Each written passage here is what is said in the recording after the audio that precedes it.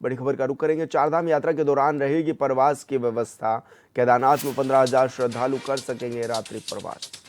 पैदल मार्ग के पड़ाव पर भी प्रवास के इंतजाम। 2 मई से खुलेंगे केदारनाथ धाम के कपाट। जीएमबीएन को भी रात्रि प्रवास की जिम्मेदारी सौंपी गई है। तो बड़ी खबर आपको बता रहे हैं, अब जो लोग केदारनाथ मार्ग पर जा रहे हैं वो रात्रि विश्राम भी कर सकेंगे। इसके लिए व्यवस्थाएं भी की गई हैं। रास्तों में भी कई जगह रुकने की व्यवस्था की गई है। साथ ही मंदिर परिसर के आसपास भी तमाम व्यवस्थाएं की जा रही हैं और यह भी कहा जा रहा है कि 15,000 के करीब लोगों को रुकने की व्यवस्था भी की गई है।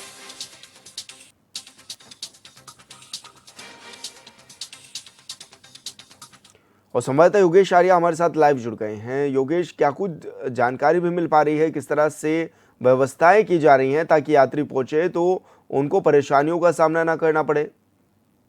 देखिए, बिल्कुल विशाल विश्व प्रसिद्ध चारधाम यात्रा जल्द ही शुरू होने जा रही है। 30 अप्रैल से इसकी शुरुआत होगी और 2 मई से केदारनाथ धाम के कपाट खुलेंगे। तो निश्चित तौर पर अब देखा जाए तो तमाम तैयारियों को अंतिम रूप देने का समय आ गया है, क्योंकि महज थोड़ा ही वक्त रह गया है जब चारधाम यात्रा शुरू होगी और उससे पहले जो है चारधाम पर पहुंचने वाले तीर्थयात्री पहुंचना शुरू हो जाते हैं। तो ऐसे में अगर बात करें वहाँ के प्रवास की, तो प्रवास के लिए इस बार जो है केदारनाथ धाम पर 15,000 के आसपास जो तीर्थ यात्री हैं वो प्रवास कर सकेंगे। इसके लिए जो है पूरा खाका जो है वो तैयार कर लिया गया है और इसकी जिम्मेदारी अगर बात करें तो गढ़वाल मंडल विकास परिषद को दी गई है और वो इसकी पूरी जिम्मेदारी रखेंगे, जहां पर भोजन से लेकर रात्रि प्रवास तक की व्यवस्था उनकी ओर से की जाएगी।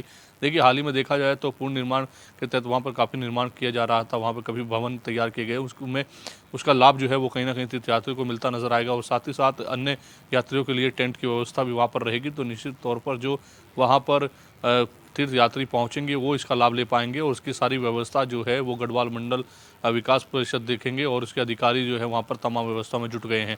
माना यह भी जा रहा है कि जो रास्ते का पड़ाव की बात करें तो जो गौरीकुंड से लेकर केदारनाथ की बात करें तो वहाँ तक का जो पड़ाव है उसके के दौरान भी जो है बीच में 2,000 के करीब जो है तीर्थयात्रियों के रुकने की प्रवास की व्यवस्था जो है वो लगातार की जा रही है। उसके लिए भी टेंट वहाँ पर छोटे छोटे टेंट की जो व्यवस्था है वो की जा रही है, ताकि जो यात्री आ रहे हैं उनको किसी प्रकार की रुकने की व्यवस्था में कोई व्यवधान ना हो, आराम से वो वहाँ पर रुक सकें। तो इसको लेकर के पूरा खाका तैयार किया जा रहा है, तैयारी को अंतिम रूप दिया जा रहा है, बर्फ़ काट कर जो है रास्ते को तैयार किया जा रहा है।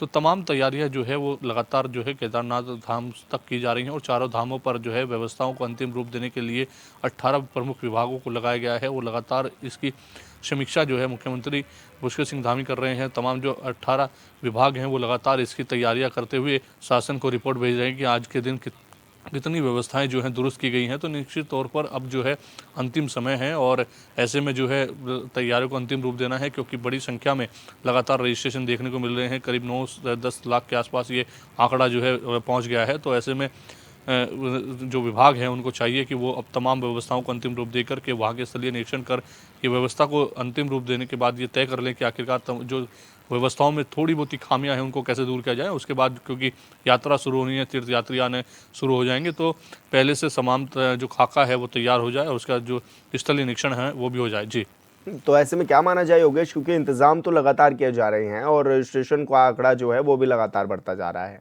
व्यवस्थाएं किस तरह से चाक चौबंद रहे इसके लिए प्रशासन और मुख्यमंत्री, क्योंकि समय समय पर इसको लेकर मीटिंग भी कर रहे हैं, किस तरह के दिशा निर्देश भी देते हुए नजर आ रहे हैं और जो चारधाम यात्री पहुंचेंगे उनसे किस तरह की अपील की जा रही है? हाँ, देखिए, बिल्कुल जो यहाँ यात्रियों का रजिस्ट्रेशन का आंकड़ा है वो लगातार जिस तरह से बढ़ रहा है उसको देखते हुए मुख्यमंत्री पुष्कर सिंह धामी ने साफ तौर पर निर्देश दिए हैं कि जो भी तमाम विभाग हैं 18 वो अपनी तैयारियों को अंतिम रूप देने के बाद इसकी समीक्षा कर लें, स्थलीय निरीक्षण अधिकारी कर लें, क्योंकि 5 तारीख का समय रखा गया है जब मुख्यमंत्री इस पूरे चारधाम यात्रा को लेकर जो अब तक काम हुआ है उसकी पूरी समीक्षा बैठक करेंगे और 5 तारीख में होने वाली समीक्षा बैठक में तमाम विभागों से वो ब्यौरा मांगे कि आखिरकार आपने कितना कितना काम किया है, आपने कितना वर्क जो है कंप्लीट कर दिया गया है और चारधाम यात्रा के लिए अब सरकार जो है कितना तैयार है। वो समीक्षा 5 तारीख में होनी है और इसके लिए जो रोजाना की जो फीडबैक है वो लगातार ली जा रही है। और ऐसे में सबसे जो अहम जो कहीं ना कहीं विभाग माना जाता है वो जो है आपदा प्रबंधन माना जाता है, क्योंकि पिछली बार की अगर हम स्थिति को देखें तो पिछली बार भी जो है काफ़ी समस्याएं सामने आई थी। हालांकि बाद में उनको सुधारने के लिए काफ़ी काम किया गया, लेकिन इस बार जो है कहीं ना कहीं वो चीज़ें पहले से ही निर्धारित हो जाएं कि आखिरकार हमें अगर कोई कोई चुनौती आती है तो उससे कैसे निपटा जा सकता है। तो इन तमाम चीज़ों को लेकर के जो है तैयारियां जो है विभाग कर रहे हैं, और विभाग जो है इसकी रिपोर्ट जो है शासन को भेज रहे हैं। और 5 तारीख में समीक्षा बैठक होगी, और समीक्षा बैठक में मुख्यमंत्री सभी विभागों की समीक्षा करेंगे कि आखिरकार वो जो 18 प्रमुख विभाग इस चार धाम यात्रा के दौरान व्यवस्थाओं में लगाए गए हैं, उन्होंने कितनी चाक चौबंद व्यवस्था कर ली है। तो उसको लेकर के वो होगी, और साथ ही जो फीडबैक मुख्यमंत्री को अन्य सोर्स से मिल रहा है उसमें कहीं ना कहीं वो दिशा निर्देश भी देते हुए नजर आएंगे। जी। तो ऐसे में क्या माना जाए योगेश, अब आने वाले समय में जब यात्री पहुंचना शुरू कर देंगे और खासकर केदारनाथ में, क्योंकि लंबी चढ़ाई करनी होती है, ऐसे में रहने की व्यवस्था तो आपने बता दिया कि रहने की व्यवस्था है, लेकिन उनके खाने की व्यवस्था, उनके वॉशरूम जाने की व्यवस्था, पानी की व्यवस्था, वो सब किस तरह से इंतजाम किए जा रहे हैं? क्योंकि अक्सर ये देखा जाता है कि बड़ी दिक्कतें लोगों को वहाँ पर हो जाती हैं क्योंकि रूट बहुत लंबा है। हाँ, देखिए बिल्कुल विशाल, 11,750 फीट समुद्र तल से ऊंचाई जो है वो केदारनाथ की मानी गई है, और ऐसे में बड़ी ऊंचाई वो है, वहाँ पर जो है कहीं ना कहीं चढ़ाई करनी पड़ती है, रास्ते में तमाम व्यवस्थाओं की आवश्यकता पड़ती है। उसके लिए जो है गढ़वाल मंडल जो है उनको लगाया गया है। गढ़वाल मंडल के तमाम जो अधिकारी हैं उनको ये कहा गया है कि आपको तमाम व्यवस्थाओं को दुरुस्त करना है। वो लगातार इसकी बीच में जैसे कहा जा रहा है कि जो पड़ाव मार्ग है उस पर जो है रहने की व्यवस्था भी की जा रही है, शौचालयों की व्यवस्था भी की जा रही है। पिछली बार शौचालय व्यवस्थाओं को लेकर भी तस्वीरें सामने आई थी, जिसने जो अधिकारियों की पोल खोलने का काम किया था कि उन्होंने जो है किस तरह की व्यवस्था की है। लेकिन इस बार इस तरह की कोई तस्वीर सामने ना आए, इसके लिए सख्त निर्देश जो है मुख्यमंत्री पुष्कर सिंह धामी ने दिए हैं, और इसको लेकर के अब तमाम जो पड़ाव के रास्तों की बात की जाए, चाहे वहाँ के धाम की बात की जाए, तो तमाम व्यवस्थाओं को दुरुस्त किया जा रहा है।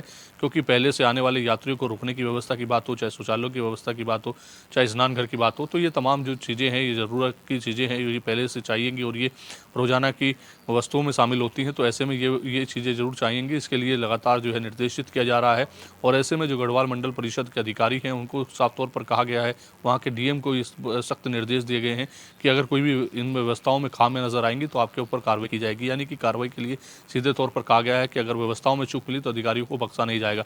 इसलिए अधिकारियों को पहले से समय दिया जा रहा है कि वो अपनी तमाम तैयारियों को पूरा कर लें, वहाँ पर जो है स्थलीय निरीक्षण कर लें, उसकी शासन को जो रिपोर्ट दी जा रही है उस पर कितना काम हो रहा है ये भी देखा जाएगा। और उसके बाद 5 तारीख में जो समीक्षा होगी उसके बाद ये भी माना जा रहा है कि शायद हो सकता है कि मुख्यमंत्री पुष्कर सिंह धामी स्वयं इसका एक बार स्थलीय निरीक्षण करें, तमाम व्यवस्था को देखें, क्योंकि चार धाम यात्रा बेहद महत्वपूर्ण है। और ऐसे में कहीं ना कहीं जहाँ ये उत्तराखंड की आर्थिकी से जुड़ी हुई है, तो वही कहीं ना कहीं इसका पूरा असर जो है विश्व प्रसिद्ध में पड़ता है। कहीं ना कहीं इसकी अगर कोई चूक रहती है तो वो कहीं ना उसकी गूंज तो बहुत दूर तक जाती है, और वो कहीं ना कहीं राज्य की छवि को धूमिल करने का काम होता है। तो ऐसे में इस तरह की छवि पर फर्क न पड़े राज्य की, उसको जो है बेहतर करने के लिए तमाम व्यवस्थाओं को सख्त निर्देश दिए जा रहे हैं, और उस स्थलीय निरीक्षण और समीक्षा के बाद जो है तमाम जो है चीज़ें सामने हो जाएंगी। जी।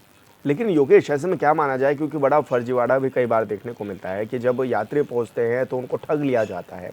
कई बार जब वो हेलीकॉप्टर की टिकट लेकर के जाते हैं तो उनको पता चलता है कि हेलीकॉप्टर की टिकट नकली है, या फिर चारधाम का जो रजिस्ट्रेशन कराया है वो नकली है। तो इन सब चीज़ों से बचने के लिए किस तरह से इंतजाम भी किए जा रहे हैं, पुलिस प्रशासन कैसे अलर्ट है इस मामले में? देखिए बिल्कुल, इसके लिए अवेयरनेस किया जा रहा है सोशल मीडिया के माध्यम से। ये साफ तौर पर कहा जा रहा है कि जो साइट्स, जो सरकार की साइट्स हैं उनसे ही आप टिकट की बुकिंग कीजिए, अपना रजिस्ट्रेशन कराइए। जो हेली सेवा है उसकी भी एक साइट बनी हुई है, उससे ही अपन करिए।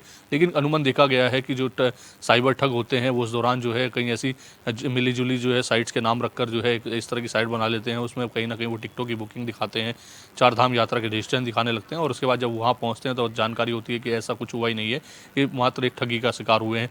तो इसके लिए विजिलेंस टीम को भी लगाया गया है, साथ ही साथ एसटीएफ को भी जिम्मेदारी दी गई है कि वो वहाँ पर इन चीज़ों पर निगरानी रखे, सोशल मीडिया पर किस तरह से कोई ऐसी साइट्स तो नहीं बनाई गई है जिससे ठगी का शिकार हो रहे हैं। साथ ही साथ वहाँ इंटेलिजेंस भी तैनात रहेगी कि अगर इस तरह का कई बार ऐसा भी देखने को मिलता है कि वहाँ पर कुछ ठगी करने के लिए लोग वहाँ पर लोगों को गुमराह करने की कोशिश करते हैं, तो वहाँ उन पर कैसे काम से निपटा जाए, इसलिए एलआईयू की टीम जो है वहाँ तैनात रहेगी। और साथ ही साथ सोशल मीडिया के माध्यम से एसटीएफ को जिम्मेदारी सौंपी गई है हेली सेवा के लिए, वहाँ की टिकटों की ब्लैकिंग ना हो उसके लिए विजिलेंस को लगाया गया। यानी कि सरकार तो पूरा खाका तैयार कर रही है कि इस बार आने वाले यात्रियों को किसी प्रकार की कठिनाइयों का सामना ना करना पड़े, और अगर ऐसा कोई मामला सामने आता है तो उसके लिए निपटने के लिए भी टीमों को गठित किया गया है। जी। बिल्कुल योगेश, बहुत शुक्रिया आपका तमाम जानकारी साझा करने के लिए।